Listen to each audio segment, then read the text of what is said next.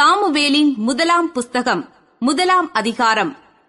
எப்பிராயிம் மலைதேசத்தில் இருக்கிற சோப்பீம் எனப்பட்ட ராமதாயிம் ஊரானாகிய ஒரு மனுஷன் இருந்தான்.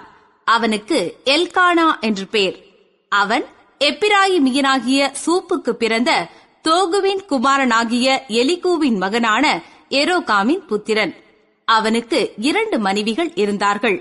ஒருத்தி பேர் அன்னாள், மற்றவள் பேர் பெனின்னாள். பெனினாளுக்கு பிள்ளைகள் இருந்தார்கள், அன்னாளுக்கோ பிள்ளை இல்லை. அந்த மனுஷன் சீலோவிலே சேனைகளின் கர்த்தரை பணிந்து கொள்ளவும் அவருக்கு பலியிடவும் வருஷந்தோறும் தன் ஊரிலிருந்து போய் வருவான். அங்கே கர்த்தரின் ஆசாரியரான கேலியின் 2 குமாரராகிய ஓப்னியும் பினகாசும் இருந்தார்கள். அங்கே எல்கானா பலியிடும் நாளிலே அவன் தன் மனைவியாகிய பெனினாளுக்கும் அவளுடைய எல்லா குமாரருக்கும் குமாரத்திகளுக்கும் பங்கு போட்டுக் கொடுப்பான். அன்னாளை சிநேகித்தபடியினால் அவளுக்கு இரட்டிப்பான பங்கு கொடுப்பான். கர்த்தரோ அவள் கர்ப்பத்தை அடைத்திருந்தார். கர்த்தர் அவள் கர்ப்பத்தை அடைத்தபடியினால் அவளுடைய சக்களத்தி அவள் துக்கப்படும்படியாக அவளை மிகவும் விசனப்படுத்துவாள். அவள் கர்த்தருடைய ஆலயத்திற்கு போகும் சமயத்தில் அவன் வருஷந்தோறும் அந்த பிரகாரமாய் செய்வான். இவள் அவளை மனமடிவாக்குவாள். அப்பொழுது அவள் சாப்பிடாமல் அழுது கொண்டிருப்பாள். அவள் புருஷனாகிய எல்கானா அவளை பார்த்து, அன்னாளே, ஏன் அழுகிறாய்? ஏன் சாப்பிடாதிருக்கிறாய்? ஏன் சஞ்சலப்படுகிறாய்? 10 குமாரரை பார்க்கிலும் நான் உனக்கு அதிகமல்லவா என்றான். சீலோவிலே அவர்கள் புசித்து குடித்த பின்பு அன்னாள் எழுந்திருந்தாள். ஆசாரியனாகிய ஏலி கர்த்தருடைய ஆலயத்தின் வாசல் நிலையண்டையிலே ஒரு ஆசனத்தின் மேல் உட்கார்ந்திருந்தான். அவள் போய் மனங்கசந்து மிகவும் அழுது கர்த்தரை நோக்கி விண்ணப்பம் பண்ணி, சேனைகளின் கர்த்தாவே தேவரீர், உம்முடைய அடியாளின் சிறுமையை கண்ணோக்கி பார்த்து உம்முடைய அடியாளை மறவாமல் நினைந்தருளி உமது அடியாளுக்கு ஒரு ஆண் பிள்ளையை கொடுத்தால் அவன் உயிரோடு இருக்கும் சகல நாளும் நான் அவனை கர்த்தருக்கு ஒப்புக் கொடுப்பேன். அவன் தலையின் மேல் சவரகன் கத்தி படுவதில்லை என்று ஒரு பொருத்தனை பண்ணினாள். அவள் கர்த்தருடைய சந்நிதியில் வெகுநேரம் விண்ணப்பம் பண்ணுகிற போது ஏலி அவள் வாயை கவனித்துக் கொண்டிருந்தான். அன்னாள் தன் இருதயத்திலே பேசினாள். அவளுடைய உதடுகள் மாத்திரம் அசைந்தது, அவள் சத்தமோ கேட்கப்படவில்லை. ஆகையால் அவள் வெறித்திருக்கிறாள் என்று ஏலி நினைத்து அவளை நோக்கி, நீ எதுவரைக்கும் வெறித்திருப்பாய்? உன் குடியை உன்னை விட்டு விலக்கு என்றான். அதற்கு அன்னாள் பிரதியுத்தரமாக, அப்படியல்ல என் ஆண்டவனே, நான் மனக்கிலேசமுள்ள ஸ்திரீ. நான் திராட்ச ரசமாகிலும் மதுவாகிலும் குடிக்கவில்லை. நான் கர்த்தருடைய சந்நிதியில் என் இருதயத்தை ஊற்றிவிட்டேன். உம்முடைய அடியாளை பேலியாளின் மகளாக எண்ணாதேயும். மிகுதியான விசாரத்தினாலும் கிலேசத்தினாலும் இந்நேரம் மட்டும் விண்ணப்பம் பண்ணினேன் என்றாள். அதற்கு ஏலி, சமாதானத்துடனே போ. நீ இஸ்ரவேலின் தேவனிடத்தில் கேட்ட உன் விண்ணப்பத்தின்படி அவர் உனக்கு கட்டளையிடுவாராக என்றான். அப்பொழுது அவள், உம்முடைய அடியாளுக்கு உம்முடைய கண்களிலே தயை கிடைக்க கடவது என்றாள். பின்பு அந்த ஸ்திரீ புறப்பட்டு போய் போஜனம் செய்தாள். அப்புறம் அவள் துக்கமுகமாயிருக்கவில்லை. அவர்கள் அதிகாலையில் எழுந்து கர்த்தரை பணிந்து கொண்டு ராமாவில் இருக்கிற தங்கள் வீட்டுக்கு திரும்பி போனார்கள். எல்கானா தன் மனைவியாகிய அன்னாளை அறிந்தான். கர்த்தர் அவளை நினைந்தருளினார். சில நாள் சென்ற பின்பு அன்னாள் கர்ப்பவதியாகி ஒரு குமாரனை பெற்று கர்த்தரிடத்தில் அவனை கேட்டேன் என்று சொல்லி அவனுக்கு சாமுவேல் என்று பெயரிட்டாள். எல்கானா என்பவன் கர்த்தருக்கு வருஷாந்தரம் செலுத்தும் பலியையும் தன் பொருத்தனையையும் செலுத்தும்படியாக தன் வீட்டார் அனைவரோடும் கூட போனான். அன்னாள் கூட போகவில்லை. அவள் பிள்ளை பால் மறந்த பின்பு அவன் கர்த்தரின் சந்நிதியிலே காணப்படவும் அங்கே எப்பொழுதும் இருக்கவும் நான் அவனை கொண்டு போய் விடுவேன் என்று தன் புருஷனிடத்தில் சொன்னாள். அப்பொழுது அவள் புருஷனாகிய எல்கானா அவளை நோக்கி, நீ உன் இஷ்டப்படி செய்து அவனை பால் மறக்க பண்ணு மட்டும் இரு. கர்த்தர் தம்முடைய வார்த்தையை மாத்திரம் நிறைவேற்றுவாராக என்றான். அப்படியே அந்த ஸ்திரீ தன் பிள்ளையை பால் மறக்க பண்ணு மட்டும் அதற்கு முலை கொடுத்தாள்.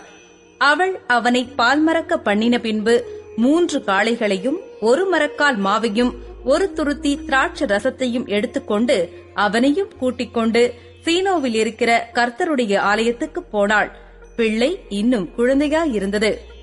அவர்கள் ஒரு காளையை பலியிட்டு பிள்ளையை ஏலியினிடத்தில் கொண்டு வந்து விட்டார்கள். அப்பொழுது அவள், என் ஆண்டவனே, இங்கே மண்டையிலே நின்று கர்த்தரை நோக்கி விண்ணப்பம் பண்ணின ஸ்திரீ நான் தான் என்று என் ஆண்டவனாகிய உம்முடைய ஜீவனை கொண்டு சொல்லுகிறேன். இந்த பிள்ளைக்காக விண்ணப்பம் பண்ணினேன். நான் கர்த்தரிடத்தில் கேட்ட என் விண்ணப்பத்தின்படி எனக்கு கட்டளையிட்டார். ஆகையால் அவன் கர்த்தருக்கென்று கேட்கப்பட்டபடியினால் அவன் உயிரோடு இருக்கும் சகல நாளும் அவனை கர்த்தருக்கே ஒப்புக் கொடுக்கிறேன் என்றாள். அவன் அங்கே கர்த்தரை பணிந்து கொண்டான். 1 சாமுவேல் 2ஆம் அதிகாரம். அப்பொழுது அன்னாள் ஜெபம் பண்ணி, என் இருதயம் கர்த்தருக்குள் களி கூறுகிறது, என் கொம்பு கர்த்தருக்குள் உயர்ந்திருக்கிறது, என் பகைஞரின் மேல் என் வாய் திறந்திருக்கிறது, உம்முடைய இரட்சிப்பினாலே சந்தோஷப்படுகிறேன். கர்த்தரைப் போல பரிசுத்தமுள்ளவர் இல்லை, உம்மையல்லாமல் வேறொருவரும் இல்லை. எங்கள் தேவனைப் போல ஒரு கன்மலையும் இல்லை. இனி மேட்டிமையான பேச்சை பேசாதிருங்கள், அகந்தையான பேச்சு உங்கள் வாயிலிருந்து புறப்பட வேண்டாம். கர்த்தர் ஞானமுள்ள தேவன், அவர் செய்கைகள் யதார்த்தமல்லவோ? பலவான்களின் வில் முறிந்தது, தள்ளாடினவர்களோ பலத்தினால் இடை கட்டப்பட்டார்கள். திருப்தியாயிருந்தவர்கள் அப்பத்துக்காக கூலி வேலை செய்கிறார்கள், பசியாயிருந்தவர்களோ இனி பசியாயிரார்கள். மலடியாயிருந்தவள் 7 பெற்றாள், அநேக பிள்ளைகளை பெற்றவளோ பலட்செய்யப்பட்டாள். கர்த்தர் கொல்லுகிறவரும் உயிர்ப்பிக்கிறவருமாயிருக்கிறார். அவரே பாதாளத்தில் இறங்கவும் அதிலிருந்து ஏறவும் பண்ணுகிறவர். கர்த்தர் தரித்திரம் அடையச் செய்கிறவரும் ஐஸ்வர்யம் அடைய பண்ணுகிறவருமாயிருக்கிறார். அவர் தாழ்த்துகிறவரும் உயர்த்துகிறவருமானவர். அவர் சிறியவனை புழுதியிலிருந்து எடுத்து எளியவனை குப்பையிலிருந்து உயர்த்துகிறார். அவர்களை பிரபுக்களோடே உட்காரவும் மகிமையுள்ள சிங்காசனத்தை சுதந்தரிக்கவும் பண்ணுகிறார். பூமியின் அஸ்திபாரங்கள் கர்த்தருடையவைகள், அவரே அவைகளின் மேல் பூச்சக்கரத்தை வைத்தார். அவர் தமது பரிசுத்தவான்களின் பாதங்களை காப்பார். துன்மார்க்கர் இருளிலே மௌனமாவார்கள், பெலத்தினால் ஒருவனும் மேற்கொள்வதில்லை. கர்த்தரோடே வழக்காடுகிறவர்கள் நொறுக்கப்படுவார்கள், வானத்திலிருந்து அவர்கள் மேல் முழங்குவார். கர்த்தர் பூமியின் கடையாந்தரங்களை நியாயம் தீர்த்து தாம் ஏற்படுத்தின ராஜாவுக்கு பெலனளித்து தாம் அபிஷேகம் பண்ணினவரின் கொம்பை உயரப் பண்ணுவார் என்று துதித்தாள். பின்பு எல்கானா ராமாவில் இருக்கிற தன் வீட்டுக்கு போனான். அந்த பிள்ளையோ ஆசாரியனாகிய ஏலிக்கு முன்பாக கர்த்தருக்கு பணிவிடை செய்து கொண்டிருந்தான். ஏலியின் குமாரர் பேலியாளின் மக்களாயிருந்தார்கள். அவர்கள் கர்த்தரை அறியவில்லை. அந்த ஆசாரியர்கள் ஜனங்களை நடப்பித்த விதம் என்னவென்றால், எவனாகிலும் ஒரு பலியை செலுத்துங்காலத்தில் இறைச்சி வேகும்போது ஆசாரியனுடைய வேலைக்காரன் 3 கூறுள்ள ஒரு ஆயுதத்தை தன் கையிலே பிடித்து வந்து அதனாலே கொப்பரையிலாவது பானையிலாவது சர்வத்திலாவது சட்டியிலாவது குத்துவான். அந்த ஆயுதத்தில் வருகிறதையெல்லாம் ஆசாரியன் எடுத்துக் கொள்ளுவான். அப்படி அங்கே சீலோவிலே வருகிற இஸ்ரவேலருக்கெல்லாம் செய்தார்கள். கொழுப்பை தகனிக்கிறதற்கு முன்னும் ஆசாரியனுடைய வேலைக்காரன் வந்து பலியிடுகிற மனுஷனை நோக்கி, ஆசாரியனுக்கு பொரிக்கும்படி இறைச்சி கொடு, பச்சை இறைச்சியை அல்லாமல் அவித்ததை உன் கையிலே வாங்குகிறதில்லை என்பான். அதற்கு அந்த மனுஷன், இன்று செய்ய வேண்டியபடி முதலாவது கொழுப்பை தகனித்து விடட்டும், பிற்பாடு உன் மன விருப்பத்தின்படி எடுத்துக்கொள் என்று சொன்னாலும் அவன், அப்படியல்ல, இப்பொழுதே கொடு, இல்லாவிட்டால் பலவந்தமாய் எடுத்துக்கொள்ளுவேன் என்பான். ஆதலால் அந்த வாலிபரின் பாவம் கர்த்தருடைய சந்நிதியில் மிகவும் பெரிதாயிருந்தது. மனுஷர் கர்த்தரின் காணிக்கையை வெறுப்பாய் எண்ணினார்கள். சாமுவேல் என்னும் பிள்ளையாண்டான் சணநூல் ஏபோத்தை தரித்தவனாய் கர்த்தருக்கு முன்பாக பணிவிடை செய்தான். அவனுடைய தாய் வருஷந்தோறும் செலுத்தும் பலியை செலுத்துகிறதற்காக தன் புருஷனோடே கூட வருகிற போதெல்லாம் அவனுக்கு ஒரு சின்ன சட்டையை தைத்து கொண்டு வருவாள். ஏலி எல்கானாவையும் அவன் மனைவியையும் ஆசிர்வதித்து, இந்த ஸ்திரீ கர்த்தருக்கென்று ஒப்புக் கொடுத்ததற்கு பதிலாக கர்த்தர் உனக்கு அவளாலே சந்தானம் கட்டளையிடுவாராக என்றான். அவர்கள் தங்கள் ஸ்தானத்திற்கு திரும்ப போய்விட்டார்கள். அப்படியே கர்த்தர் அன்னாளை கடாட்சித்தார். அவள் கர்ப்பந்தரித்து 3 குமாரரையும் 2 குமாரத்திகளையும் பெற்றாள். சாமுவேல் என்னும் பிள்ளையாண்டான் கர்த்தருடைய சந்நிதியில் வளர்ந்தான். ஏலி மிகுந்த கிழவனாயிருந்தான். அவன் தன் குமாரர் இஸ்ரவேலுக்கெல்லாம் செய்கிற எல்லாவற்றையும் அவர்கள் ஆசரிப்பு கூடாரத்தின் வாசலில் கூட்டங்கூடுகிற ஸ்திரீகளோடே சயனிக்கிறதையும் கேள்விப்பட்டு அவர்களை நோக்கி, நீங்கள் இப்படிப்பட்ட காரியங்களை செய்கிறது என்ன? இந்த ஜனங்கள் எல்லாரும் உங்கள் பொல்லாத நடக்கைகளைச் சொல்ல கேட்கிறேன். என் குமாரரே, வேண்டாம். நான் கேள்விப்படுகிற இந்த செய்தி நல்லதல்ல. கர்த்தருடைய ஜனங்கள் மீறி நடக்கிறதற்கு காரணமாயிருக்கிறீர்களே. மனுஷனுக்கு விரோதமாக மனுஷன் பாவம் செய்தால் நியாயாதிபதிகள் அதை தீர்ப்பார்கள். ஒருவன் கர்த்தருக்கு விரோதமாக பாவம் செய்வானேயாகில் அவனுக்காக விண்ணப்பம் செய்யத்தக்கவன் யார் என்றான். அவர்களோ தங்கள் தகப்பன் சொல்லை கேளாமற் போனார்கள். அவர்களை சங்கரிக்க கர்த்தர் சித்தமாயிருந்தார். சாமுவேல் என்னும் பிள்ளையாண்டானோ பெரியவனாக வளர்ந்து கர்த்தருக்கும் மனுஷருக்கும் பிரியமாக நடந்து கொண்டான். தேவனுடைய மனுஷன் ஒருவன் ஏலியினிடத்தில் வந்து, கர்த்தர் உரைக்கிறது என்னவென்றால், உன் பிதாவின் வீட்டார் எகிப்திலே பார்வோனின் வீட்டில் இருக்கையில் நான் என்னை அவர்களுக்கு வெளிப்படுத்தி என் பலிபீடத்தின் மேல் பலியிடவும் தூபம் காட்டவும் என் சமூகத்தில் ஏபோத்தை தரிக்கவும் இஸ்ரவேல் கோத்திரங்களிலெல்லாம் அவனை எனக்கு ஆசாரியனாக தெரிந்து கொண்டு உன் பிதாவின் வீட்டாருக்கு இஸ்ரவேல் புத்திரருடைய தகன பலிகளையெல்லாம் கொடுக்கவில்லையா? என் வாசஸ்தலத்திலே செலுத்தும்படி நான் கட்டளையிட்ட என் பலியையும் என் காணிக்கையையும் நீங்கள் உதைப்பானேன்? என் ஜனமாகிய இஸ்ரவேலின் காணிக்கைகளிலெல்லாம் பிரதானமானவைகளைக் கொண்டு உங்களை கொழுக்க பண்ணும்படிக்கு நீ என்னை பார்க்கிலும் உன் குமாரரை மதிப்பானேன் என்கிறார். ஆகையால் இஸ்ரவேலின் தேவனாகிய கர்த்தர் சொல்லுகிறதாவது, உன் வீட்டாரும் உன் பிதாவின் வீட்டாரும் என்றைக்கும் என் சந்நிதியில் நடந்து கொள்வார்கள் என்று நான் நிச்சயமாய் சொல்லியிருந்தும் இனி அது எனக்கு தூரமாயிருப்பதாக. என்னை கனம் பண்ணுகிறவர்களை நான் கனம் பண்ணுவேன், என்னை அசட்டை பண்ணுகிறவர்கள் கனஈனப்படுவார்கள் என்று கர்த்தர் சொல்கிறார். உன் வீட்டில் ஒரு கிழவனும் இராதபடிக்கு உன் புயத்தையும் உன் பிதாவின் வீட்டாருடைய புயத்தையும் நான் தரித்து போடும் நாட்கள் வரும். இஸ்ரவேலுக்கு செய்யப்படும் சகல நன்மைக்கும் மாறாக என் வாசஸ்தலத்திலே உபத்திரவத்தை காண்பாய். ஒருபோதும் உன் வீட்டில் ஒரு கிழவனும் இருப்பதில்லை. என் பலிபீடத்தில் சேவிக்க நான் உன் சந்ததியில் நிர்மூலமாக்காதவர்களோ உன் கண்களை பூத்துப் போக பண்ணவும் உன் ஆத்துமாவை வேதனைப்படுத்தவும் வைக்கப்படுவார்கள். உன் வம்சத்திலுள்ள யாவரும் வால வயதிலே சாவார்கள். ஓப்னி பினகாஸ் என்னும் உன் 2 குமாரரின் மேல் வருவதே உனக்கு அடையாளமாயிருக்கும். அவர்கள் இருவரும் ஒரே நாளில் சாவார்கள். நான் என் உள்ளத்துக்கும் என் சித்தத்துக்கும் ஏற்றபடி செய்யத்தக்க உண்மையான ஒரு ஆசாரியனை எழும்ப பண்ணி அவனுக்கு நிலையான வீட்டை கட்டுவேன். அவன் என்னால் அபிஷேகம் பண்ணப்பட்டவனுக்கு முன்பாக சகல நாளும் நடந்து கொள்ளுவான். அப்பொழுது உன் வீட்டாரில் மீதியாய் இருப்பவன் எவனும் 1 வெள்ளி பணத்துக்காகவும் 1 அப்ப துணிக்கைக்காகவும் அவனிடத்தில் வந்து பணிந்து, நான் கொஞ்சம் அப்பம் சாப்பிட யாதொரு ஆசாரிய ஊழியத்தில் என்னை சேர்த்துக் கொள்ளும் என்று கெஞ்சுவான் என்று சொல்லுகிறார் என்றான். 1 சாமுவேல் 3ஆம் அதிகாரம். சாமுவேல் என்னும் பிள்ளையாண்டான் ஏலிக்கு முன்பாக கர்த்தருக்கு பணிவிடை செய்து கொண்டிருந்தான். அந்நாட்களிலே கர்த்தருடைய வசனம் அபூர்வமாயிருந்தது. பிரத்யட்சமான தரிசனம் இருந்ததில்லை. ஒரு நாள் ஏலி தன்னுடைய ஸ்தானத்திலே படுத்துக் கொண்டிருந்தான். அவன் பார்க்கக்கூடாதபடிக்கு அவனுடைய கண்கள் இருளடைந்திருந்தது. தேவனுடைய பெட்டி இருக்கிற கர்த்தருடைய ஆலயத்தில் தேவனுடைய விளக்கு அணைந்து போகும் முன்னே சாமுவேலும் படுத்துக் கொண்டிருந்தான். அப்பொழுது கர்த்தர் சாமுவேலை கூப்பிட்டார். அதற்கு அவன், இதோ இருக்கிறேன் என்று சொல்லி ஏலியினிடத்தில் ஓடி, இதோ இருக்கிறேன், என்னை கூப்பிட்டீரே என்றான். அதற்கு அவன், நான் கூப்பிடவில்லை, திரும்பி போய் படுத்துக்கொள் என்றான். அவன் போய் படுத்துக் கொண்டான். மறுபடியும் கர்த்தர் சாமுவேலே என்று கூப்பிட்டார்.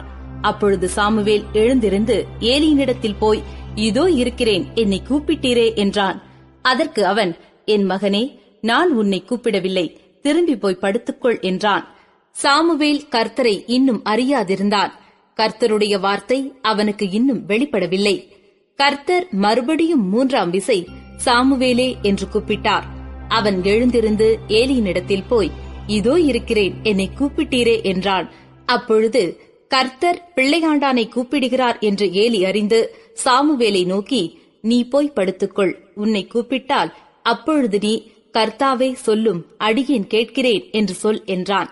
சாமுவேல் போய் தன்னுடைய ஸ்தானத்திலே படுத்துக் கொண்டான். அப்பொழுது கர்த்தர் வந்து நின்று முன்போல, சாமுவேலே, சாமுவேலே என்று கூப்பிட்டார். அதற்கு சாமுவேல், சொல்லும், அடியேன் கேட்கிறேன் என்றான். கர்த்தர் சாமுவேலை நோக்கி, இதோ நான் இஸ்ரவேலில் ஒரு காரியத்தை செய்வேன். அதை கேட்கிற ஒவ்வொருவனுடைய 2 காதுகளிலும் அது தொனித்துக் கொண்டிருக்கும். நான் ஏலியின் குடும்பத்திற்கு விரோதமாகச் சொன்ன யாவையும் அவன் மேல் அந்நாளிலே வரப்பண்ணுவேன். அதை தொடங்கவும் அதை முடிக்கவும் போகிறேன். அவன் குமாரர் தங்கள் மேல் சாபத்தை வரப்பண்ணுகிறதை அவன் அறிந்திருந்தும் அவர்களை அடக்காமற் போன பாவத்து நிமித்தம் நான் அவன் குடும்பத்துக்கு என்றும் நீங்காத நியாய தீர்ப்பு செய்வேன் என்று அவனுக்கு அறிவித்தேன். அது நிமித்தம் ஏலியின் குடும்பத்தார் செய்த அக்கிரமம் ஒருபோதும் பலியினாலாவது காணிக்கையினாலாவது நிவர்த்தியாவதில்லை என்று ஏலியின் குடும்பத்தை குறித்து ஆணையிட்டிருக்கிறேன் என்றார். சாமுவேல் விடியற்காலம் மட்டும் படுத்திருந்து கர்த்தருடைய ஆலயத்தின் கதவுகளை திறந்தான். சாமுவேல் ஏலிக்கு அந்த தரிசனத்தை அறிவிக்க பயந்தான். ஏலியோ, சாமுவேலே, என் மகனே என்று சாமுவேலை கூப்பிட்டான். அவன், இதோ இருக்கிறேன் என்றான். அப்பொழுது அவன், கர்த்தர் உன்னிடத்தில் சொன்ன காரியம் என்ன? எனக்கு அதை மறைக்க வேண்டாம். அவர் உன்னிடத்தில் சொன்ன சகல காரியத்திலும் யாதொன்றை எனக்கு மறைத்தாயானால் தேவன் உனக்கு அதற்கு சரியாகவும் அதற்கு அதிகமாகவும் செய்வாராக என்றான். அப்பொழுது சாமுவேல் ஒன்றையும் அவனுக்கு மறைக்காமல் அந்த காரியங்களையெல்லாம் அவனுக்கு அறிவித்தான். அதற்கு அவன், அவர் கர்த்தர், அவர் தமது பார்வைக்கு நலமானதை செய்வாராக என்றான். சாமுவேல் வளர்ந்தான். கர்த்தர் அவனுடனே கூட இருந்தார். அவர் தம்முடைய எல்லா வார்த்தைகளிலும் ஒன்றையாகிலும் தரையிலே விழுந்து போகவிடவில்லை. சாமுவேல் கர்த்தருடைய தீர்க்கதரிசிதான் என்று தான் முதல் பெயர்செபா மட்டுமுள்ள சகல இஸ்ரவேலருக்கும் விளங்கினது. கர்த்தர் பின்னும் சீலோவிலே தரிசனம் தந்தருளினார். கர்த்தர் சீலோவிலே தம்முடைய வார்த்தையினாலே சாமுவேலுக்கு தம்மை வெளிப்படுத்தினார். 1 சாமுவேல் 4ஆம் அதிகாரம். சாமுவேலின் வார்த்தை இஸ்ரவேலுக்கெல்லாம் வந்தது. இஸ்ரவேலர் பெலிஸ்தருக்கு விரோதமாய் யுத்தஞ்செய்ய புறப்பட்டு எபனேசருக்கு சமீபத்தில் பாளையமிறங்கினார்கள். பெலிஸ்தரோ ஆப்பெக்கிலே பாளையமிறங்கியிருந்தார்கள். பெலிஸ்தர் இஸ்ரவேலருக்கு விரோதமாய் அணிவகுத்து நின்றார்கள். யுத்தம் அதிகரித்து இஸ்ரவேலர் பெலிஸ்தருக்கு முன்பாக முறிய அடிக்கப்பட்டார்கள். அவர்கள் சேனையில் போர்க்களத்திலே ஏறக்குறைய 4000 பேர் வெட்டுண்டு போனார்கள். ஜனங்கள் திரும்ப பாளையத்துக்கு வந்தபோது இஸ்ரவேலின் மூப்பரானவர்கள், இன்று கர்த்தர் பெலிஸ்தருக்கு முன்பாக நம்மை முறியடித்ததென்ன? சீலோவில் இருக்கிற கர்த்தருடைய உடன்படிக்கை பெட்டியை கொண்டு வருவோம். அது நம்மை நம்முடைய பகைஞரின் கைக்கு விலக்கி ரட்சிக்கும்படி நம்முடைய நடுவிலே வரவேண்டியது என்றார்கள். அப்படியே கேருபீன்களின் மத்தியிலே வாசமாயிருக்கிற சேனைகளின் கர்த்தருடைய உடன்படிக்கை பெட்டியை எடுத்து வர ஜனங்கள் சீலோவுக்கு சொல்லி அனுப்பினார்கள். அங்கே ஏலியின் 2 குமாரராகிய ஓப்னியும் பினகாசும் தேவனுடைய உடன்படிக்கை பெட்டி அண்டையில் இருந்தார்கள். கர்த்தருடைய உடன்படிக்கை பெட்டி பாளையத்திலே வருகிறபோது இஸ்ரவேலர் எல்லாரும் பூமி அதிரத்தக்கதாக மகா ஆர்ப்பரிப்பாய் சத்தமிட்டார்கள். அவர்கள் ஆர்ப்பரிக்கிற சத்தத்தை பெலிஸ்தர் கேட்டபோது, எபிரேயருடைய பாளையத்தில் இந்த மகா ஆர்ப்பரிப்பின் சத்தம் என்ன என்றார்கள். பின்பு கர்த்தரின் பெட்டி பாளையத்தில் வந்தது என்று அறிந்து கொண்டார்கள். தேவன் பாளையத்தில் வந்தார் என்று சொல்லப்பட்டபடியினால் பெலிஸ்தர் பயந்து, ஐயோ, நமக்கு மோசம் வந்தது, இதற்கு முன் ஒருபோதும் இப்படி நடக்கவில்லையே, ஐயோ, அந்த மகத்துவமான தேவர்களின் கைக்கு நம்மை தப்புவிப்பவர் யார்? எகிப்தியரை சகலவித வாதைகளினாலும் வனாந்தரத்திலே அடித்த தேவர்கள் இவர்கள்தானே. பெலிஸ்தரே, திடங்கொண்டு புருஷனைப் போல நடந்து கொள்ளுங்கள். எபிரேயர் உங்களுக்கு அடிமைகளாயிருந்தது போல நீங்களும் அவர்களுக்கு அடிமைகளாகாதபடிக்கு புருஷராயிருந்து யுத்தம் பண்ணுங்கள் என்று சொல்லிக் கொண்டார்கள். அப்பொழுது பெலிஸ்தர் யுத்தம் பண்ணினார்கள். இஸ்ரவேலர் முறிந்து அவரவர் தங்கள் கூடாரங்களுக்கு ஓடிப்போனார்கள். மகா பெரிய சங்காரம் உண்டாயிற்று. இஸ்ரவேலிலே 30,000 காலாட்கள் விழுந்தார்கள். தேவனுடைய பெட்டி பிடிக்கப்பட்டது. ஏலியின் 2 குமாரராகிய ஓப்னியும் பினகாசும் மாண்டார்கள். பென்யமீன் கோத்திரத்தானாகிய ஒருவன் படையிலிருந்து ஓடி தன் வஸ்திரங்களை கிழித்து தன் தலையின் மேல் புழுதியை வாரி போட்டுக்கொண்டு அன்றைய தினமே சீலோவுக்கு வந்தான். அவன் வந்தபோது ஏலி ஒரு ஆசனத்தின் மேல் உட்கார்ந்து வழியை பார்த்துக் கொண்டிருந்தான். தேவனுடைய பெட்டிக்காக அவன் இருதயம் தத்தளித்துக் கொண்டிருந்தது. ஊரிலே செய்தியை அறிவிக்க அந்த மனுஷன் வந்தபோது ஊரெங்கும் புலம்பல் உண்டாயிற்று. புலம்புகிற இந்த சத்தத்தை ஏலி கேட்டபோது, இந்த அமளியின் இரைச்சல் என்ன என்று கேட்டான். அப்பொழுது அந்த மனுஷன் தீ விரித்து வந்து ஏலிக்கு அறிவித்தான். ஏலி 98 வயதுள்ளவனாயிருந்தான். அவன் பார்க்க கூடாதபடிக்கு அவன் கண்கள் மங்கலாயிருந்தது. அந்த மனுஷன் ஏலியை பார்த்து, படகிலிருந்து வந்தவன் நான் தான், இன்றுதான் படகிலிருந்து ஓடி வந்தேன் என்றான். அப்பொழுது அவன், என் மகனே, நடந்த காரியம் என்ன என்று கேட்டான். செய்தி கொண்டு வந்தவன் பிரதியுத்தரமாக, இஸ்ரவேலர் பெலிஸ்தருக்கு முன்பாக முறிந்தோடி போனார்கள். ஜனங்களுக்குள்ளே பெரிய சங்காரம் உண்டாயிற்று. உம்முடைய குமாரராகிய ஓப்னி, பினகாஸ் என்னும் இருவரும் இறந்து போனார்கள். தேவனுடைய பெட்டியும் பிடிபட்டு போயிற்று என்றான். அவன் தேவனுடைய பெட்டியை குறித்து சொன்னவுடனே ஏலி ஆசனத்திலிருந்து வாசலின் பக்கமாய் மல்லாக்க விழுந்தான். அவன் கிழவனும் தூளித்தவனுமாயிருந்தபடியால் அவன் பிடரி முறிந்து செத்துப் போனான். அவன் இஸ்ரவேலை 40 வருஷம் நியாயம் விசாரித்தான். பினகாசின் மனைவியாகிய அவன் மருமகள் நிறை கர்ப்பிணியாயிருந்தாள். அவள் தேவனுடைய பெட்டி பிடிபட்ட செய்தியையும் தன் மாமனும் தன் புருஷனும் இறந்து போனதையும் கேள்விப்பட்டபோது அவள் கர்ப்ப வேதனைப்பட்டு குனிந்து பிரசவித்தாள். அவள் சாகப் போகிற நேரத்தில் அவள் அண்டையிலே நின்ற ஸ்திரீகள், நீ பயப்படாதே, ஆண் பிள்ளையை பெற்றாய் என்றார்கள். அவளோ அதற்கு ஒன்றும் சொல்லவும் இல்லை, அதன்மேல் சிந்தி வைக்கவும் இல்லை. தேவனுடைய பெட்டி பிடிபட்டு அவளுடைய மாமனும் அவளுடைய புருஷனும் இறந்து போனபடியினால் அவள் மகிமை இஸ்ரவேலை விட்டு போயிற்று என்று சொல்லி அந்த பிள்ளைக்கு இக்கபோத் என்று பெயரிட்டாள். தேவனுடைய பெட்டி பிடிபட்டு போனபடியினால் மகிமை இஸ்ரவேலை விட்டு விலகிப் போயிற்று என்றாள். 1 சாமுவேல் 5ஆம் அதிகாரம். பெலிஸ்தர் தேவனுடைய பெட்டியை பிடித்து அதை எபனேசரிலிருந்து அஸ்தோத்திற்கு கொண்டு போனார்கள். பெலிஸ்தர் தேவனுடைய பெட்டியை பிடித்து தாக்கோனின் கோவிலிலே கொண்டு வந்து தாக்கோன் அண்டையிலே வைத்தார்கள். அஸ்தோத் ஊரார் மறுநாள் காலமே எழுந்திருந்து வந்தபோது, இதோ தாக்கோன் கர்த்தருடைய பெட்டிக்கு முன்பாக தரையிலே முகங்குப்புற வீழ்ந்து கிடந்தது. அப்பொழுது அவர்கள் தாக்கோனை எடுத்து அதை அதன் ஸ்தானத்திலே திரும்பவும் நிறுத்தினார்கள். அவர்கள் மறுநாள் காலமே எழுந்திருந்து வந்தபோது, இதோ தாக்கோன் கர்த்தருடைய பெட்டிக்கு முன்பாக தரையிலே முகங்குப்புற விழுந்து கிடந்ததுமல்லாமல் தாக்கோனின் தலையும் அதன் 2 கைகளும் வாசற்படியின் மேல் உடைப்பட்டு கிடந்தது. தாக்கோனுக்கு உடல் மாத்திரம் மீதியாயிருந்தது. ஆதலால் இந்நாள் வரைக்கும் தாக்கோனின் பூஜாசாரிகளும் தாக்கோனின் கோவிலுக்குள் பிரவேசிக்கிற யாவரும் அஸ்தோத்தில் இருக்கிற தாக்கோனுடைய வாசற்படியை மிதிக்கிறதில்லை. அஸ்தோத் ஊராரை பாழாக்கும்படிக்கு கர்த்தருடைய கை அவர்கள் மேல் பாரமாயிருந்தது. அவர் அஸ்தோத்தின் ஜனங்களையும் அதன் எல்லைகளுக்குள் இருக்கிறவர்களையும் மூல வியாதியினால் வாதித்தார். இப்படி நடந்ததை அஸ்தோத்தின் ஜனங்கள் கண்டபோது, இஸ்ரவேலின் தேவனுடைய கை நமது மேலும் நம்முடைய தேவனாகிய தாக்கோனின் மேலும் கடினமாயிருக்கிறபடியால் அவருடைய பெட்டி நம்மிடத்தில் இருக்கலாகாது என்று சொல்லி பெலிஸ்தரின் அதிபதிகளையெல்லாம் அழைப்பித்து தங்கள் அண்டையிலே கூடிவரச் செய்து, இஸ்ரவேலின் தேவனுடைய பெட்டியை நாம் என்ன செய்ய வேண்டும் என்று கேட்டார்கள். அவர்கள் இஸ்ரவேலின் தேவனுடைய பெட்டியை காத் பட்டணம் மட்டும் எடுத்து சுற்றி கொண்டு போக வேண்டும் என்றார்கள். அப்படியே இஸ்ரவேலின் தேவனுடைய பெட்டியை எடுத்து சுற்றி கொண்டு போனார்கள். அதை எடுத்து சுற்றி கொண்டு போன பின்பு கர்த்தருடைய கை அந்த பட்டணத்தின் மேல் மகா உக்கிரமாக இறங்கிற்று. அந்த பட்டணத்தின் மனுஷருக்குள் சிறியவர் துவக்கி பெரியவர் மட்டும் மூல வியாதியை உண்டாக்கி அவர்களை வாதித்தார். அதனால் அவர்கள் தேவனுடைய பெட்டியை எக்ரோனுக்கு அனுப்பினார்கள். தேவனுடைய பெட்டி எக்ரோனுக்கு வருகிறபோது எக்ரோன் ஊரார் எங்களையும் எங்கள் ஜனங்களையும் கொன்று போட இஸ்ரவேலின் தேவனுடைய பெட்டியை எடுத்து எங்களண்டைக்கு சுற்றி கொண்டு வந்தார்கள் என்று கூக்குரலிட்டார்கள். அவர்கள் பெலிஸ்தரின் அதிபதிகளையெல்லாம் கூடி வரும்படி அழைத்து, இஸ்ரவேலின் தேவன் எங்களையும் எங்கள் ஜனங்களையும் கொன்று போடாதபடிக்கு அவருடைய பெட்டியை அதன் ஸ்தானத்திற்கு திரும்ப அனுப்பிவிடுங்கள் என்றார்கள். அந்த பட்டணமெங்கும் சாவு மும்முரமாயிருந்தது. தேவனுடைய கை அங்கே மகா பாரமாயிருந்தது. செத்துப்போகாதிருந்தவர்கள் மூல வியாதியினால் பாதிக்கப்பட்டதினால் அந்த பட்டணத்தின் கூக்குரல் வான பரியந்தம் எழும்பிற்று. 1 சாமுவேல் 6ஆம் அதிகாரம். கர்த்தருடைய பெட்டி பெலிஸ்தரின் தேசத்தில் 7 மாதம் இருந்தது.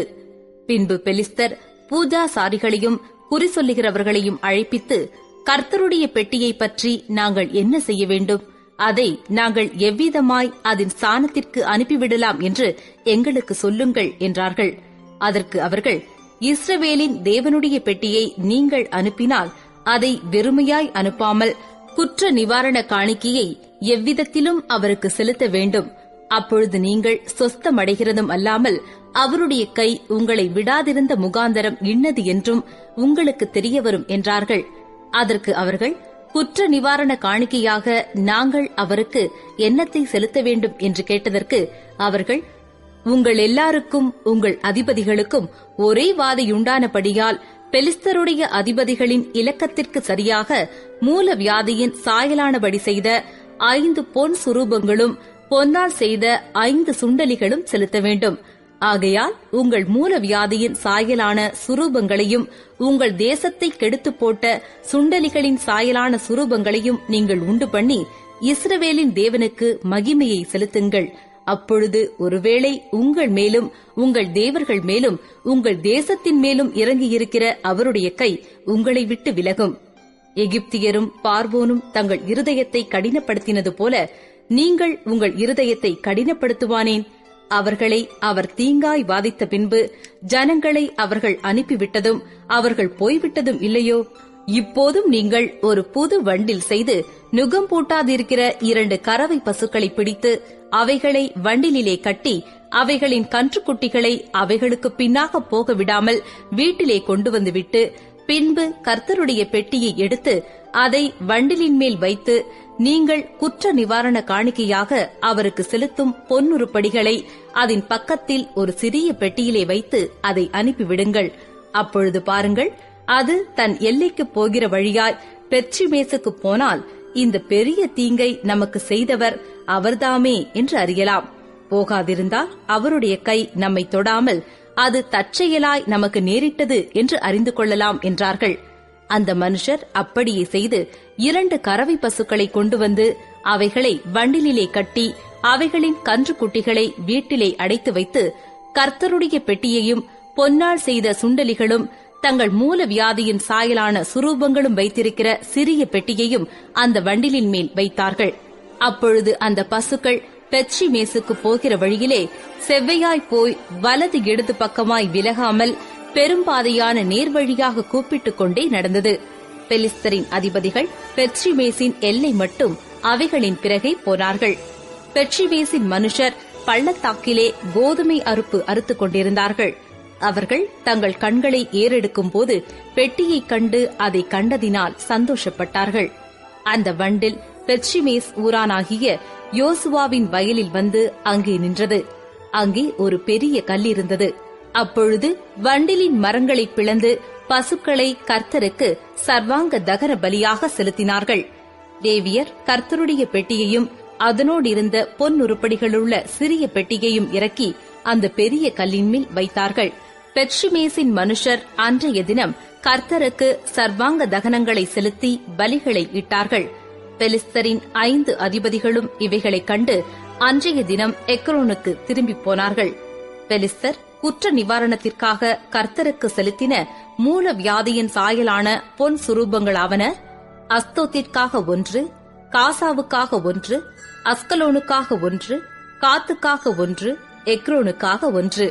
பொன்னால் செய்த சுண்டலிகளோவென்றால் அரணான பட்டணங்கள் துவக்கி நாட்டிலுள்ள கிராமங்கள் மட்டும் கர்த்தருடைய பெட்டியை வைத்த பெரிய கல் இருக்கிற ஆபேல் மட்டும் 5 அதிபதிகளுக்கும் ஆதீனமாயிருக்கிற பெலிஸ்தருடைய சகல ஊர்களின் இலக்கத்திற்கு சரியாயிருந்தது. அந்த கல் இந்நாள் வரைக்கும் பெத்ஷிமேஸ் ஊரானாகிய யோசுவாவின் வயலில் இருக்கிறது. ஆனாலும் பெத்ஷிமேசின் மனுஷர் கர்த்தருடைய பெட்டிக்குள் பார்த்தபடியினால் கர்த்தர் ஜனங்களில் 50,070 பேரை அடித்தார். அப்பொழுது கர்த்தர் ஜனங்களை பெரிய சங்காரமாக அடித்தது நிமித்தம் ஜனங்கள் துக்கித்துக் கொண்டிருந்தார்கள். இந்த பரிசுத்தமான தேவனாகிய கர்த்தருக்கு முன்பாக நிற்கத்தக்கவன் யார்? பெட்டி நம்மிடத்திலிருந்து யாரிடத்துக்கு போகும் என்று பெத்ஷிமேசின் மனுஷர் சொல்லி கீரியாத் யாரிமின் குடிகளுக்கு ஆட்களை அனுப்பி பெலிஸ்தர் கர்த்தருடைய பெட்டியை திரும்ப அனுப்பினார்கள். நீங்கள் வந்து அதை உங்களிடத்துக்கு எடுத்துக்கொண்டு போங்கள் என்று சொல்லச் சொன்னார்கள். 1 சாமுவேல் 7 அதிகாரம். அப்படியே கீரியாத் யாரீமின் மனுஷர் வந்து கர்த்தருடைய பெட்டியை எடுத்து மேட்டின் மேலிருக்கிற அபினதாபின் வீட்டிலே கொண்டு வந்து வைத்து கர்த்தருடைய பெட்டியை காக்கும்படிக்கு அவன் குமாரனாகிய எலெயாசாரை பரிசுத்தப்படுத்தினார்கள். பெட்டி கீரியாத் யாரிமிலே அநேக நாள் தங்கியிருந்தது. 20 வருஷம் அங்கேயே இருந்தது. இஸ்ரவேல் குடும்பத்தார் எல்லாரும் கர்த்தரை நினைத்து புலம்பிக் கொண்டிருந்தார்கள். அப்பொழுது சாமுவேல் இஸ்ரவேல் குடும்பத்தார் யாவரையும் நோக்கி, நீங்கள் உங்கள் முழு இருதயத்தோடும் கர்த்தரிடத்தில் திரும்புகிறவர்களானால் அந்நிய தேவர்களையும் அஸ்தரோத்தையும் உங்கள் நடுவிலிருந்து விலக்கி உங்கள் இருதயத்தை கர்த்தருக்கு நேராக்கி அவர் ஒருவருக்கே ஆராதனை செய்யுங்கள். அப்பொழுது அவர் உங்களை பெலிஸ்தருடைய கைக்கு நீங்களாக்கி விடுவார் என்றான். அப்பொழுது இஸ்ரவேல் புத்திரர் பாகால்களையும் அஸ்தரோத்தையும் விலக்கிவிட்டு கர்த்தர் ஒருவருக்கே ஆராதனை செய்தார்கள். பின்பு சாமுவேல், நான் உங்களுக்காக கர்த்தரை மன்றாடும்படிக்கு இஸ்ரவேலர் எல்லாரையும் மிஸ்பாவிலே கூட்டுங்கள் என்றான். அவர்கள் அப்படியே மிஸ்பாவிலே கூடிவந்து தண்ணீர் மொண்டு கர்த்தருடைய சந்நிதியில் ஊற்றி அன்றைய தினம் உபவாசம் பண்ணி கர்த்தருக்கு விரோதமாய் பாவம் செய்தோம் என்று அங்கே சொன்னார்கள். மிஸ்பாவிலே சாமுவேல் இஸ்ரவேல் புத்திரரை நியாயம் விசாரித்துக் கொண்டிருந்தான். இஸ்ரவேல் புத்திரர் மிஸ்பாவிலே கூடி வந்ததை பெலிஸ்தர் கேள்விப்பட்டபோது பெலிஸ்தரின் அதிபதிகள் இஸ்ரவேலுக்கு விரோதமாக எதிர்த்து வந்தார்கள். அதை இஸ்ரவேல் புத்திரர் கேட்டு பெலிஸ்தர் நிமித்தம் பயப்பட்டு சாமுவேலை நோக்கி, நம்முடைய தேவனாகிய கர்த்தர் எங்களை பெலிஸ்தரின் கைக்கு நீங்களாக்கி ரட்சிக்கும்படிக்கு எங்களுக்காக அவரை நோக்கி ஓயாமல் வேண்டிக் கொள்ளும் என்றார்கள். அப்பொழுது சாமுவேல் பால் குடிக்கிற ஒரு ஆட்டுக்குட்டியை பிடித்து அதை கர்த்தருக்கு சர்வாங்க தகன பலியாக செலுத்தி இஸ்ரவேலுக்காக கர்த்தரை நோக்கி வேண்டிக் கொண்டான். கர்த்தர் அவனுக்கு மறுமொழி அருளிச் செய்தார். சாமுவேல் சர்வாங்க தகன பலியை செலுத்துகையில் பெலிஸ்தர் இஸ்ரவேலின் மேல் யுத்தம் பண்ண நெருங்கினார்கள். கர்த்தர் மகா பெரிய இடி முழக்கங்களை பெலிஸ்தர் மேல் அந்நாளிலே முழங்க பண்ணி அவர்களை கலங்கடித்ததினால் அவர்கள் இஸ்ரவேலுக்கு முன்பாக பட்டு விழுந்தார்கள். அப்பொழுது இஸ்ரவேலர் மிஸ்பாவிலிருந்து பெலிஸ்தரை பின்தொடர்ந்து போய் பெத்காரின் பள்ளத்தாக்கு மட்டும் அவர்களை முறிய அடித்தார்கள். அப்பொழுது சாமுவேல் ஒரு கல்லை எடுத்து மிஸ்பாவுக்கும் சேனுக்கும் நடுவாக நிறுத்தி, இம்மட்டும் கர்த்தர் எங்களுக்கு உதவி செய்தார் என்று சொல்லி அதற்கு எபனேசர் என்று பெயரிட்டான். இந்த பிரகாரம் பெலிஸ்தர் அப்புறம் இஸ்ரவேலின் எல்லையிலே வராதபடிக்கு தாழ்த்தப்பட்டார்கள். சாமுவேலின் நாளெல்லாம் கர்த்தருடைய கை பெலிஸ்தருக்கு விரோதமாய் இருந்தது. பெலிஸ்தர் இஸ்ரவேல் கையிலிருந்து பிடித்திருந்த எக்ரோன் துவக்கி காத் மட்டுமுள்ள பட்டணங்களும் இஸ்ரவேலுக்கு திரும்ப கிடைத்தது. அவைகளையும் அவைகளின் எல்லைகளையும் இஸ்ரவேலர் பெலிஸ்தர் கையிலே இராதபடிக்கு விடுவித்துக் கொண்டார்கள். இஸ்ரவேலுக்கும் எமோரியருக்கும் சமாதானம் உண்டாயிருந்தது. சாமுவேல் உயிரோடு இருந்த நாளெல்லாம் இஸ்ரவேலை நியாயம் விசாரித்தான். அவன் வருஷா வருஷம் புறப்பட்டு பெத்தேலையும் கில்காலையும் மிஸ்பாவையும் சுற்றிப்போய் அவ்விடங்களிலெல்லாம் இஸ்ரவேலை நியாயம் விசாரித்த பின்பு அவன் ராமாவுக்கு திரும்பி வருவான். அவனுடைய வீடு அங்கே இருந்தது. அங்கே இஸ்ரவேலை நியாயம் விசாரித்து அவ்விடத்தில் கர்த்தருக்கு ஒரு பலிபீடத்தை கட்டினான். 1 சாமுவேல் 8ஆம் அதிகாரம். சாமுவேல் முதிர் வயதான போது தன் குமாரரை இஸ்ரவேலின் மேல் நியாயாதிபதிகளாக வைத்தான். அவனுடைய மூத்த குமாரனுக்கு பெயர் யோவேல், இளையவனுக்கு பெயர் அபியா. அவர்கள் பெயர் செபாவிலே நியாயாதிபதிகளாயிருந்தார்கள். ஆனாலும் அவனுடைய குமாரர் அவன் வழிகளில் நடவாமல் பொருளாசைக்கு சாய்ந்து பரிதானம் வாங்கி நியாயத்தை புரட்டினார்கள். அப்பொழுது இஸ்ரவேலின் மூப்பர் எல்லாரும் கூட்டங்கூடி ராமாவிலிருந்த சாமுவேலினிடத்தில் வந்து, இதோ நீர் முதிர் வயதுள்ளவரானீர், உம்முடைய குமாரர் உம்முடைய வழிகளில் நடக்கிறதில்லை. ஆகையால் சகல ஜாதிகளுக்குள்ளும் இருக்கிறபடி எங்களை நியாயம் விசாரிக்கிறதற்கு ஒரு ராஜாவை ஏற்படுத்த வேண்டும் என்றார்கள். எங்களை நியாயம் விசாரிக்க ஒரு ராஜாவை ஏற்படுத்தும் என்று அவர்கள் சொன்ன வார்த்தை சாமுவேலுக்கு தகாததாய் காணப்பட்டது. ஆகையால் சாமுவேல் கர்த்தரை நோக்கி விண்ணப்பம் பண்ணினான். அப்பொழுது கர்த்தர் சாமுவேலை நோக்கி, ஜனங்கள் உன்னிடத்தில் சொல்வதெல்லாவற்றிலும் அவர்கள் சொல்லை கேள். அவர்கள் உன்னை தள்ளவில்லை, நான் அவர்களை ஆளாதபடிக்கு என்னைத்தான் தள்ளினார்கள். நான் அவர்களை எகிப்திலிருந்து புறப்பட பண்ணின நாள் முதல் இந்நாள் மட்டும் அவர்கள் என்னை விட்டு வேறே தேவர்களை சேவித்து வந்த தங்கள் எல்லா செய்கைகளின்படியும் செய்தது போல அவர்கள் உனக்கும் செய்கிறார்கள். இப்போதும் அவர்கள் சொல்லை கேள். ஆனாலும் உன் அபிப்பிராயத்தை காட்டும்படி அவர்களை ஆளும் ராஜாவின் காரியம் இன்னது என்று அவர்களுக்கு திட சாட்சியாய் தெரியப்படுத்து என்றார். அப்பொழுது சாமுவேல் ஒரு ராஜா வேண்டும் என்று தன்னிடத்தில் கேட்ட ஜனங்களுக்கு கர்த்தருடைய வார்த்தைகளையெல்லாம் சொல்லி, உங்களை ஆளும் ராஜாவின் காரியம் என்னவென்றால், தன் ரதத்திற்கு முன் ஓடும்படி அவன் உங்கள் குமாரரை எடுத்து தன் ரத சாரதிகளாகவும் தன் குதிரை வீரராகவும் வைத்துக் கொள்ளுவான்.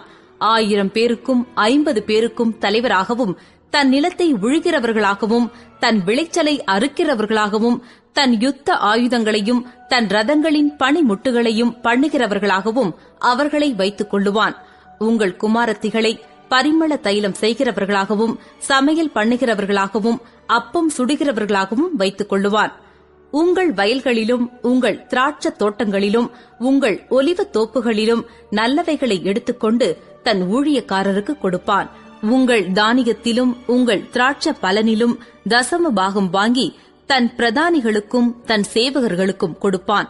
உங்கள் வேலைக்காரரையும் உங்கள் வேலைக்காரிகளையும் உங்களில் திறமையான வாலிபரையும் உங்கள் கழுதைகளையும் எடுத்து தன்னுடைய வேலைக்கு வைத்துக் கொள்ளுவான். உங்கள் ஆடுகளிலே 10 1 எடுத்துக் கொள்ளுவான். நீங்கள் அவனுக்கு வேலையாட்களாவீர்கள். நீங்கள் தெரிந்து கொண்ட உங்கள் ராஜாவின் நிமித்தம் அந்நாளிலே முறையிடுவீர்கள். ஆனாலும் கர்த்தர் அந்நாளிலே உங்களுக்கு செவி கொடுக்க மாட்டார் என்றான். ஜனங்கள் சாமுவேலின் சொல்லை கேட்க மனதில்லாமல், அப்படியல்ல, எங்களுக்கு ஒரு ராஜா இருக்கத்தான் வேண்டும். சகல ஜாதிகளையும் போல நாங்களும் இருப்போம். எங்கள் ராஜா எங்களை நியாயம் விசாரித்து எங்களுக்கு முன்பாக புறப்பட்டு எங்கள் யுத்தங்களை நடத்த வேண்டும் என்றார்கள். சாமுவேல் ஜனங்களின் வார்த்தைகளையெல்லாம் கேட்டு அவைகளை கர்த்தரிடத்தில் தெரியப்படுத்தினான். கர்த்தர் சாமுவேலை நோக்கி, நீ அவர்கள் சொல்லை கேட்டு அவர்களை ஆள ஒரு ராஜாவை ஏற்படுத்து என்றார். அப்பொழுது சாமுவேல் இஸ்ரவேல் ஜனங்களை பார்த்து, அவரவர் தங்கள் ஊர்களுக்கு போகலாம் என்றான். 1 சாமுவேல் 9ஆம் அதிகாரம். பென்யமீன் கோத்திரத்தாரில் கீஸ் என்னும் பேருள்ள மகா பராக்கிரமசாலியான ஒரு மனுஷன் இருந்தான். அவன் பென்யமீன் கோத்திரத்தானாகிய அபியாவின் மகனான பெகோராத்திற்கு பிறந்த சேரோரின் புத்திரனாகிய அபியேலின் குமாரன். அவனுக்கு சவுல் என்னும் பேருள்ள சௌந்தரியமான வாலிபனாகிய ஒரு குமாரன் இருந்தான். இஸ்ரவேல் புத்திரரில் அவனை பார்க்கிலும் சௌந்தரியவான் இல்லை. எல்லா ஜனங்களும் அவன் தோளுக்கு கீழாயிருக்கத்தக்க உயரமுள்ளவனாயிருந்தான். சவுலின் தகப்பனாகிய கீசுடைய கழுதைகள் காணாமற் போயிற்று. ஆகையால் கீஸ் தன் குமாரனாகிய சவுலை நோக்கி, நீ வேலைக்காரரில் ஒருவரை கூட்டிக் கொண்டு கழுதைகளை தேட புறப்பட்டு போ என்றான். அப்படியே அவன் எப்பிராயிம் மலைகளையும் சலிஷா நாட்டையும் கடந்து போனான். அங்கே அவைகளை காணாமல் சாலிம் நாட்டை கடந்தார்கள். அங்கேயும் காணவில்லை. பென்யமீன் நாட்டை உருவக் கடந்தும் அவைகளை காணவில்லை. அவர்கள் சூப் என்னும் நாட்டிற்கு வந்தபோது சவுல் தன்னோடிருந்த வேலைக்காரனை நோக்கி, என் தகப்பன் கழுதைகளின் மேலுள்ள கவலையை விட்டு நமக்காக கவலைப்படாதபடிக்கு திரும்பி போவோம் வா என்றான். அதற்கு அவன், இதோ இந்த பட்டணத்திலே தேவனுடைய மனுஷன் ஒருவர் இருக்கிறார். அவர் பெரியவர். அவர் சொல்லுகிறதெல்லாம் தப்பாமல் நடக்கும். அங்கே போவோம். ஒருவேளை அவர் நாம் போக வேண்டிய நம்முடைய வழியை நமக்கு தெரிவிப்பார் என்றான். அப்பொழுது சவுல் தன் வேலைக்காரனை பார்த்து, நாம் போனாலும் அந்த மனுஷனுக்கு என்னத்தை கொண்டு போவோம்? நம்முடைய பைகளில் இருந்த தின்பண்டங்கள் செலவழிந்து போயிற்று. தேவனுடைய மனுஷனாகி அவருக்கு கொண்டு போகத்தக்க காணிக்கை நம்மிடத்தில் ஒன்றுமில்லையே என்றான். அந்த வேலைக்காரன் பின்னும் சவுலை பார்த்து, இதோ என் கையில் இன்னும் 1/4 சேக்கல் வெள்ளி இருக்கிறது. தேவனுடைய மனுஷன் நமக்கு நம்முடைய வழியை அறிவிக்கும்படிக்கு அதை அவருக்கு கொடுப்பேன் என்றான். முற்காலத்தில் இஸ்ரவேலில் யாதொருவர் தேவனிடத்தில் விசாரிக்கப் போனால் ஞான திருஷ்டிக்காரனிடத்திற்கு போவோம் வாருங்கள் என்பார்கள். இந்நாளிலே தீர்க்கதரிசி எனப்படுகிறவன் முற்காலத்தில் ஞான திருஷ்டிக்காரன் எனப்படுவான். அப்பொழுது சவுல் தன் வேலைக்காரனை நோக்கி, நல்ல காரியம் சொன்னாய், போவோம் வா என்றான். அப்படியே தேவனுடைய மனுஷன் இருந்த அந்த பட்டணத்திற்கு போனார்கள்.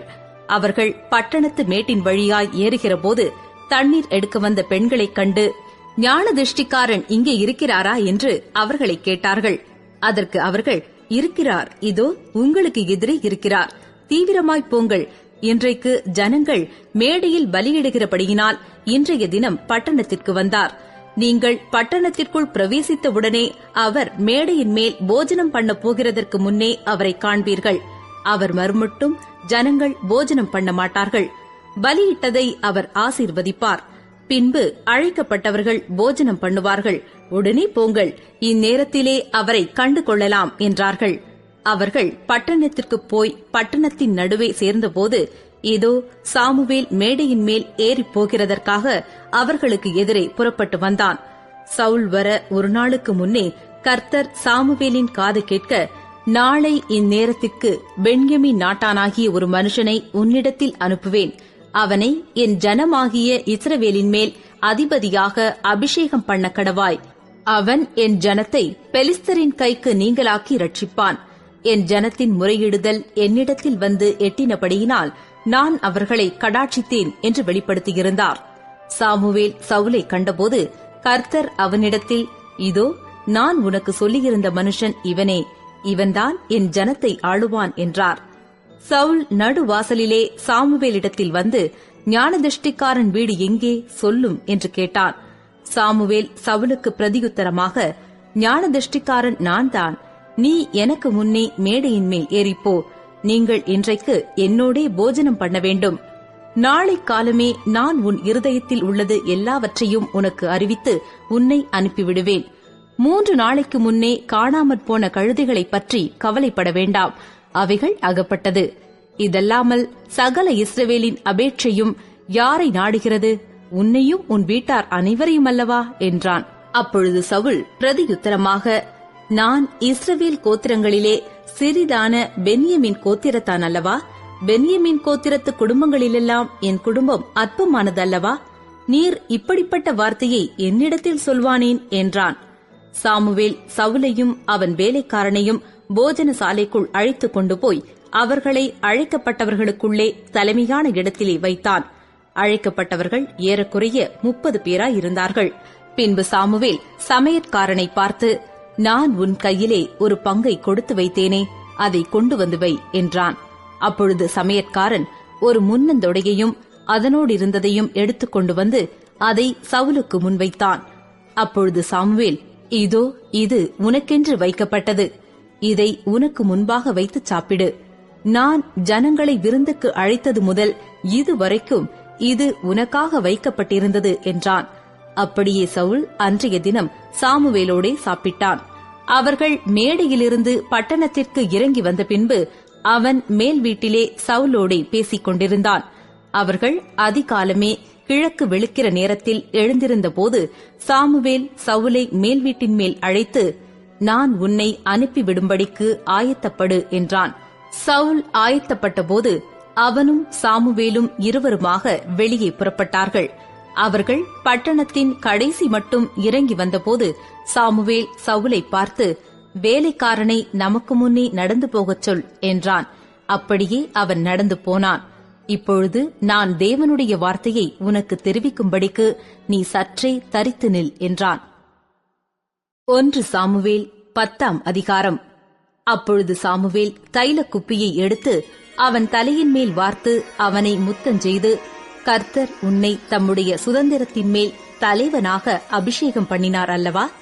நீ இன்றைக்கு என்னை விட்டு போகிறபோது பென்யமீன் எல்லையாகிய செல்சாகில் ராகேலின் கல்லறை அண்டையில் 2 மனுஷரை காண்பாய். அவர்கள் உன்னை பார்த்து, நீ தேடப்போன கழுதைகள் அகப்பட்டது. இதோ உன் தகப்பன் கழுதைகளின் மேலிருந்த கவலையை விட்டு உங்களுக்காக விசாரப்பட்டு என் மகனுக்காக என்ன செய்வேன் என்கிறான் என்று சொல்லுவார்கள். நீ அவ்விடத்தை விட்டு அப்புறம் கடந்து போய் தாபோரிலுள்ள சம பூமியில் சேரும்போது தேவனை பணியும்படி பெத்தேலுக்கு போகிற 3 மனுஷர் அங்கே உன்னை கண்டு சந்திப்பார்கள். ஒருவன் 3 ஆட்டுக்குட்டிகளையும், இன்னொருவன் 3 அப்பங்களையும், வேறொருவன் திராட்சை ரசமுள்ள ஒரு துருத்தியையும் கொண்டு வந்து உன்னுடைய சுக செய்தியை விசாரித்து உனக்கு 2 அப்பங்களை கொடுப்பார்கள். அவைகளை நீ அவர்கள் கையிலே வாங்க வேண்டும். பின்பு பெலிஸ்தரின் தானியம் இருக்கிற தேவனுடைய மலைக்கு போவாய். அங்கே நீ பட்டணத்திற்குள் பிரவேசிக்கையில் மேடையிலிருந்து இறங்கி வருகிற தீர்க்கதரிசிகளின் கூட்டத்திற்கு எதிர்ப்படுவாய். அவர்களுக்கு முன்பாக தம்புரும் மேளமும் நாகசுரமும் சுரமண்டலமும் போகும். அவர்கள் தீர்க்க தரிசனம் சொல்லுவார்கள். அப்பொழுது கர்த்தருடைய ஆவி உன்மேல் இறங்குவார். நீ அவர்களோட கூட தீர்க்க தரிசனம் சொல்லி வேறு மனுஷனாவாய். இந்த அடையாளங்கள் உனக்கு நேரிடும் போது சமயத்துக்கு ஏற்றபடி நீ செய். தேவன் உன்னோடு இருக்கிறார். நீ எனக்கு முன்னே கில்காலுக்கு இறங்கிப்போ. சர்வாங்க தகன பலிகளையும் சமாதான பலிகளையும் செலுத்தும்படிக்கு நான் உன்னிடத்தில் வருவேன். நான் உன்னிடத்தில் வந்து நீ செய்ய வேண்டியதை உனக்கு அறிவிக்கும் மட்டும் 7 நாள் காத்திரு என்றான். அவன் சாமுவேலை விட்டு போகும்படி திரும்பின போது தேவன் அவனுக்கு வேறே இருதயத்தை கொடுத்தார். அந்த அடையாளங்கள் எல்லாம் அன்றைய தினமே நேரிட்டது. அவர்கள் அந்த மலைக்கு வந்தபோது இதோ தீர்க்கதரிசிகளின் கூட்டம் அவனுக்கு எதிராக வந்தது. அப்பொழுது தேவனுடைய ஆவி அவன் மேல் இறங்கினதினால் அவனும் அவர்களுக்குள்ளே தீர்க்க தரிசனம் சொன்னான். அதற்கு முன்னே அவனை அறிந்தவர்கள் எல்லாரும் அவன் தீர்க்கதரிசிகளோடிருந்து தீர்க்க தரிசனம் சொல்லுகிறதை கண்டபோது, கீசின் குமாரனுக்கு வந்தது என்ன? சவுலும் தீர்க்கதரிசிகளில் ஒருவனோ என்று அந்த ஜனங்கள் ஒருவரோடொருவர் சொல்லிக் கொண்டார்கள். அதற்கு அங்கே இருக்கிறவர்களில் ஒருவன், இவர்களுக்கு தகப்பன் யார் என்றான். ஆதலால் சவுலும் தீர்க்கதரிசிகளில் ஒருவனோ என்பது பழமொழியாயிற்று. அவன் தீர்க்க தரிசனம் சொல்லி முடிந்த பின்பு மேடையின் மேல் வந்தான். அப்பொழுது சவுலுடைய சிறிய தகப்பன், நீங்கள் எங்கே போனீர்கள் என்று அவனையும் அவன் வேலைக்காரனையும் கேட்டான். அதற்கு அவன், நாங்கள் கழுதைகளை தேடப் போய் அவைகளை எங்கும் காணாதபடியினால் சாமுவேலிடத்துக்கு போனோம் என்றான். அப்பொழுது சவுலின் சிறிய தகப்பன், சாமுவேல் உங்களுக்கு சொன்னது என்ன? அதைச் சொல் என்றான். சவுல் தன் சிறிய தகப்பனை பார்த்து, கழுதைகள் அகப்பட்டது என்று எங்களுக்கு தீர்மானமாய் சொன்னார் என்றான். ஆனாலும் ராஜ்ய பாரத்தை பற்றி சாமுவேல் சொன்னதை அவனுக்கு அறிவிக்கவில்லை. சாமுவேல் ஜனங்களை மிஸ்பாவிலே கர்த்தரிடத்தில் வரவழைத்து இஸ்ரவேல் புத்திரரை நோக்கி, இஸ்ரவேலின் தேவனாகிய கர்த்தர் சொல்லுகிறது என்னவென்றால், நான் இஸ்ரவேலை எகிப்திலிருந்து புறப்பட பண்ணி உங்களை எகிப்தியர் கைக்கும் உங்களை இறுக பிடித்த எல்லா ராஜ்யத்தாரின் கைக்கும் நீங்களாக்கிவிட்டேன். நீங்களோ உங்களுடைய எல்லா தீங்குகளுக்கும் நெருக்கங்களுக்கும் உங்களை நீங்களாக்கி ரட்சித்த உங்கள் தேவனை இந்நாளிலே புறக்கணித்து ஒரு ராஜாவை எங்கள் மேல் ஏற்படுத்தும் என்று அவரிடத்தில் கேட்டுக்கொண்டீர்கள். இப்பொழுது கர்த்தருடைய சந்நிதியில் உங்கள் வம்சங்களின் படியையும் ஆயிரங்களான உங்கள் சேர்வைகளின் படியையும் வந்து நில்லுங்கள் என்றான். சாமுவேல் இஸ்ரவேலின் கோத்திரங்களையெல்லாம் சேரப் பண்ணின பின்பு பென்யமீன் கோத்திரத்தின் மேல் சீட்டு விழுந்தது. அவன் பென்யமீன் கோத்திரத்தை அதனுடைய குடும்பங்களின் படியே சேரப் பண்ணின பின்பு மாத்திரி குடும்பத்தின் மேலும் அதிலே கீசின் குமாரனாகிய சவுலின் மேலும் சீட்டு விழுந்தது. அவனை தேடின போது அவன் அகப்படவில்லை. அவன் இனி இங்கே வருவானா என்று அவர்கள் திரும்ப கர்த்தரிடத்தில் விசாரித்தபோது, இதோ அவன் தளவாடங்கள் இருக்கிற இடத்திலே ஒளித்துக் கொண்டிருக்கிறான் என்று கர்த்தர் சொன்னார். அப்பொழுது அவர்கள் ஓடி அங்கே இருந்து அவனை அழைத்துக் கொண்டு வந்தார்கள். அவன் ஜனங்கள் நடுவே வந்து நின்றபோது எல்லா ஜனங்களும் அவன் தோளுக்கு கீழாயிருக்கத்தக்க உயரமுள்ளவனாயிருந்தான். அப்பொழுது சாமுவேல் எல்லா ஜனங்களையும் நோக்கி, கர்த்தர் தெரிந்து கொண்டவனை பாருங்கள், சமஸ்த ஜனங்களுக்குள்ளும் அவனுக்கு சமானமானவன் இல்லை என்றான். அப்பொழுது ஜனங்கள் எல்லாரும் ஆர்ப்பரித்து, ராஜா வாழ்க என்றார்கள். சாமுவேல் ராஜாங்கத்தின் முறையை ஜனங்களுக்கு தெரிவித்து அதை ஒரு புஸ்தகத்தில் எழுதி கர்த்தருடைய சந்நிதியில் வைத்து ஜனங்களை எல்லாம் அவரவர் வீட்டுக்கு அனுப்பிவிட்டான். சவுலும் கிபியாவில் இருக்கிற தன் வீட்டுக்கு போனான். இராணுவத்தில் தேவன் எவர்கள் மனதை ஏவினாரோ அவர்களும் அவனோடே கூட போனார்கள். ஆனாலும் பேலியாளின் மக்கள், இவனா நம்மை ரட்சிக்கப் போகிறவன் என்று சொல்லி அவனுக்கு காணிக்கை கொண்டு வராமல் அவனை அசட்டை பண்ணினார்கள். அவனோ காது கேளாதவன் போல இருந்தான்.